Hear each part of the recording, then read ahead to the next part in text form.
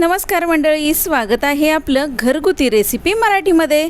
तर रोज रोज आपण नवऱ्याची काय फरमाईश आहे, मुलांची काय फरमाईश आहे ते बघून आपण पदार्थ बनवत असतो। तर आपण कधी स्वतःला विचारले का हो की आज तुझी काय फरमाईश आहे, आज तुला काय खायचं आहे? नाही ना। पण मी आज विचारले बरं का, माझ्या स्वतःलाच मी विचारलं की आज तुला काय खायचं आहे, तुझी काय आज फरमाईश आहे?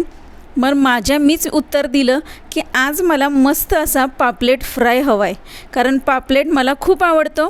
आणि मीच उत्तर दिलं की मला आज पापलेट फ्राय हवा आहे। तर मग झटपट असं 1 किलो पापलेट आणलेलं आहे, कट करून घेतलेले आहेत, त्याच्या बघा या अशा तुकड्या करून घेतलेल्या आहेत पातळ। तर याला मी हळद आणि मीठ लावून ठेवलं होतं अर्धा तास।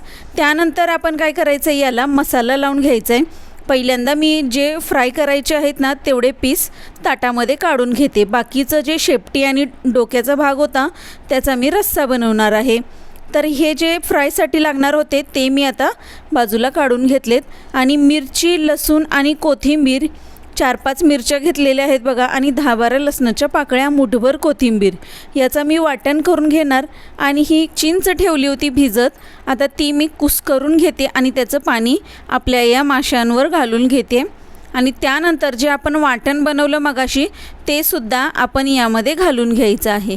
आता हे वाटण खूप जास्त होतंय खरं, पण हे जे राहिलेलं वाटण असतं ना ते मी रश्श्यामध्ये वापरणार आहे। आपण अजिबात वाटण वाया घालू द्यायचं नाही आहे।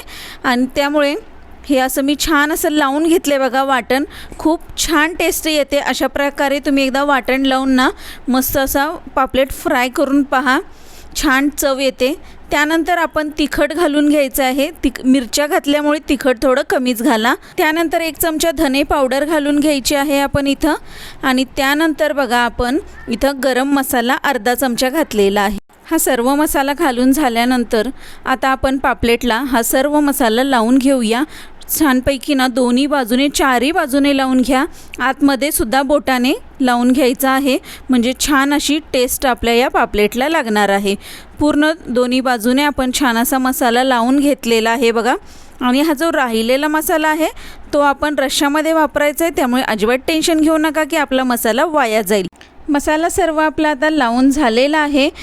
तुमच्याकडे वेळ असेल तर तुम्ही अर्धा तास असंच मुरत ठेवू शकताय, किंवा 10-15 मिनटानंतर तुम्ही फ्राय करायला घेतलं तरीसुद्धा चालेल।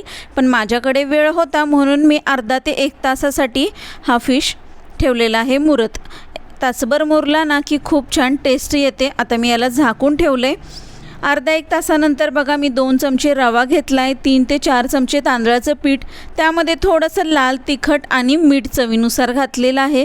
खूप जास्त मीठ आणि तिखट इथे वापरू नका, अगदी थोडंसं नॉर्मल वापरायचं आहे। आणि त्यानंतर हे मी मिक्स करून घेतले, त्यामध्ये जे तिखटाच्या ज्या गाठी होत्या त्यासुद्धा आपण छान अशा मिक्स करून घेतलेल्या आहेत।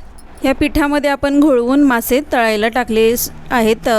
पॅनमध्ये तेल आधीच मी गरम करून घेतलं होतं, आणि थोडासा कढीपत्तासुद्धा त्यामध्ये टाकला होता तेलामध्ये, आणि हे मासे त्यामध्ये आपण फ्राय करायला ठेवले आहेत। थोडासा व्हिडिओ स्किप झाला माझ्याकडून। आणि दोन्ही बाजूने छान असे आपण लालसर कलर येईपर्यंत, कुरकुरीत होईपर्यंत आपण तळून घ्यायचे आहेत बघा। खूप छान असे आपले मासे तळले गेलेले आहेत, एकदम कुरकुरीत झाला पाहिजे आपला मासा, कारण खूप छान टेस्ट येते एकदम छान कुरकुरीत आपण भाजल्यानंतर। तर मस्त असे आपले मासे फ्राय झालेले आहेत, तुम्ही बघू शकता, खूप छान तळलेले सुद्धा आहेत आणि टेस्टसुद्धा खूप छानच लागते। नक्की एकदा ट्राय करून पहा। आणि जो मसाला राहिला होता त्याचा मी रस्सा बनवलेला आहे शेपटी आणि डोक्याचा, तर तो सुद्धा खूप छान लागतो आहे। तर तुम्ही नक्की ट्राय करून पहा। व्हिडिओ आवडल्यास व्हिडिओला लाईक, शेअर आणि सबस्क्राईब करायला मात्र अजिबात विसरू नका। आणि माझा व्हिडिओ तुम्हाला कसा वाटला मला कमेंट करून सुद्धा सांगा। आणि अशा प्रकारचा तुम्ही फिश फ्राय एकदा नक्की करून पहा, घरातील सर्वांना आवडेल। आणि अशा छान छान घरगुती पद्धतीच्या रेसिपीज पाहण्यासाठी घरगुती रेसिपी मराठीला सबस्क्राईब करा। थँक्यू।